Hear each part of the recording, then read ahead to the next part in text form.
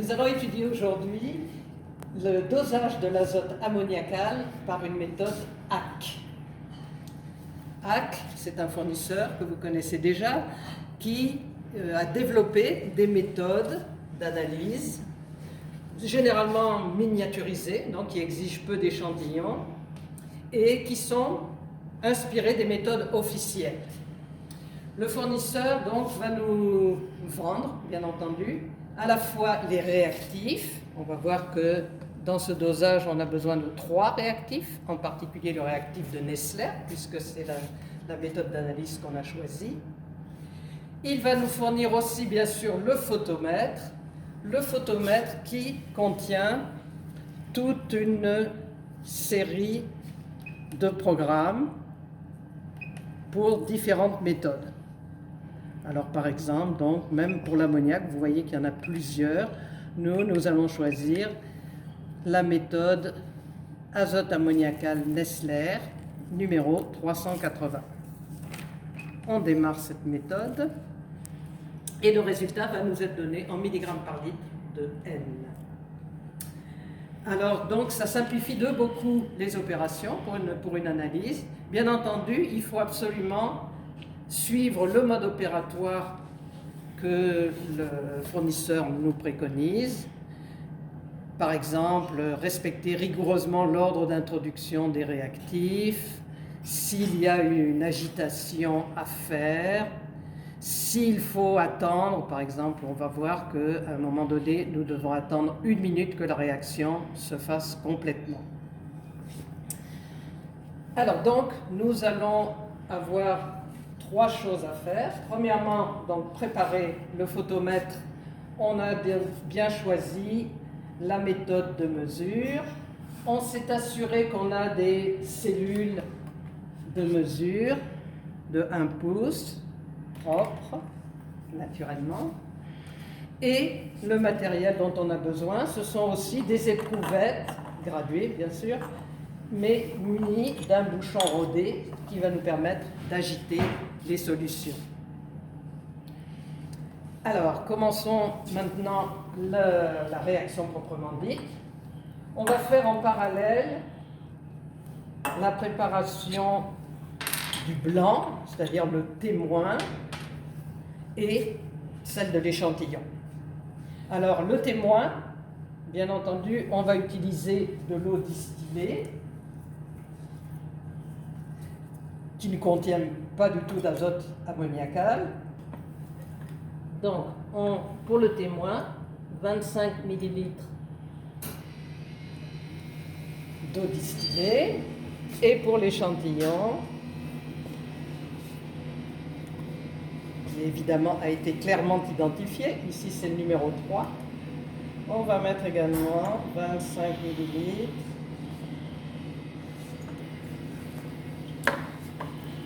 Alors, dans chacun de ces échantillons, on va ajouter dans l'ordre d'abord le premier réactif, qui est une solution stabilisante, 3 gouttes. 1, 2, 3. C'est particulièrement simple puisqu'on a affaire à un flacon compte-gouttes. Donc, on replace les bouchons et on agite les solutions. Ensuite, deuxième réactif. Cette fois, il s'agit d'un agent dispersant. Il est très coloré, mais comme on n'en met que 3 gouttes, ça ne paraîtra pas. 1, 2, 3 gouttes dans le témoin. 1, 2, 3 gouttes dans l'échantillon. Encore une fois, on va agiter, bien mélanger. Et donc, il nous reste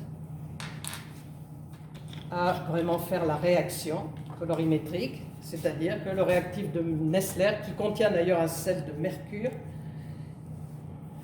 et qui va réagir avec l'ammoniac pour donner une coloration. Alors, 1 millilitre de ce réactif. Il faut vous rappeler qu'avec une une pipette automatique quand on délivre le produit, il faut aller jusqu'au deuxième cran.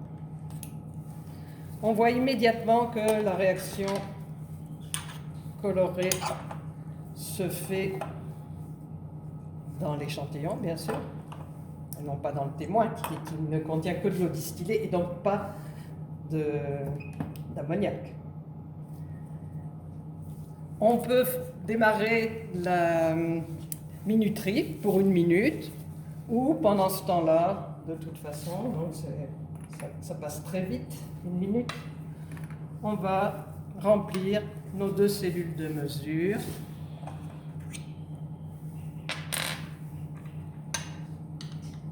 Une donc avec le témoin, j'en ai beaucoup. On n'est pas obligé de remplir la cellule, hein, parce que le faisceau lumineux en fait passe en bas de la cellule.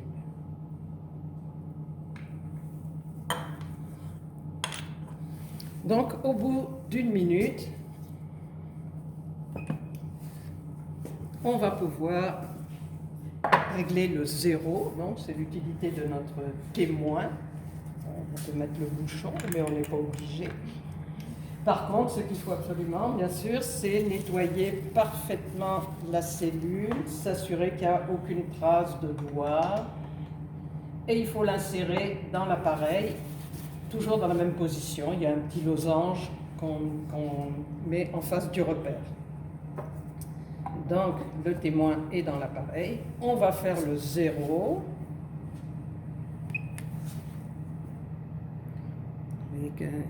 Il réfléchit. On voit. Et donc, il nous indique 0, 0, 0. Remarquez que c'est quand même une méthode assez précise. C'est une gamme qui n'est pas très étendue, de 0 à 2,5 mg par litre. Mais par contre, vous voyez, on peut avoir jusqu'à 2 chiffres après le point. Alors la même chose donc pour l'échantillon, le repère toujours dans la même position. Et maintenant donc on va appuyer sur mesurer.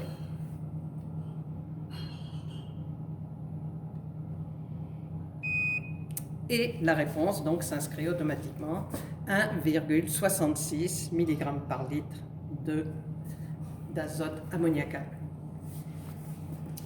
Alors on peut se pratiquer, refaire un autre échantillon, pourquoi pas. On va garder notre témoin, parce que le témoin, comme on l'a vu, il ne contient que de l'eau distillée et les réactifs, donc il est utilisable même si j'ai une dizaine d'échantillons à faire. Alors on recommence. Donc, maintenant vous avez tout compris.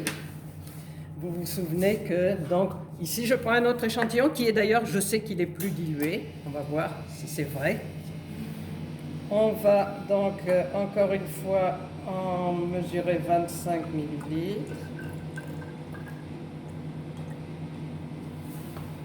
Un petit peu plus. Voilà. Et bien entendu, on va lui ajouter à lui aussi ces 3 réactifs dans l'ordre. Attention. On a dit premièrement la solution stabilisante. 1, 2, 3 gouttes. On bouche. On agite. Ensuite, la solution dispersante, celle qui est très colorée. Encore une fois, 1, 2, 3 gouttes. On rebouche et on agite. Et donc finalement, le fameux réactif de Nessler. Vous remarquez que l'intérêt de ces méthodes, c'est qu'effectivement, on peut travailler en série sur un grand nombre d'échantillons.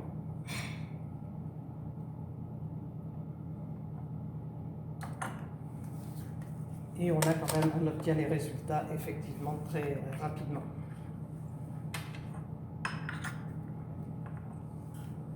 Alors on remarque effectivement tout de suite qu'effectivement cet échantillon-là est plus dilué que celui de tout à l'heure. Hein, il est plus clair. Le photomètre, après 1 minute de réaction, donc, va nous donner sa valeur.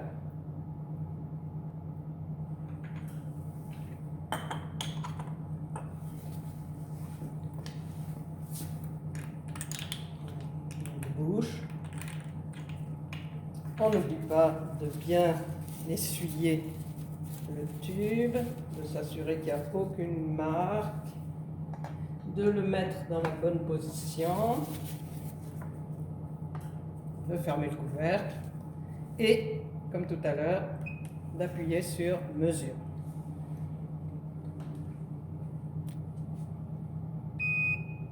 Et ici, donc, on trouve 0,96 mg par litre. Effectivement, c'est une solution qui est plus diluée.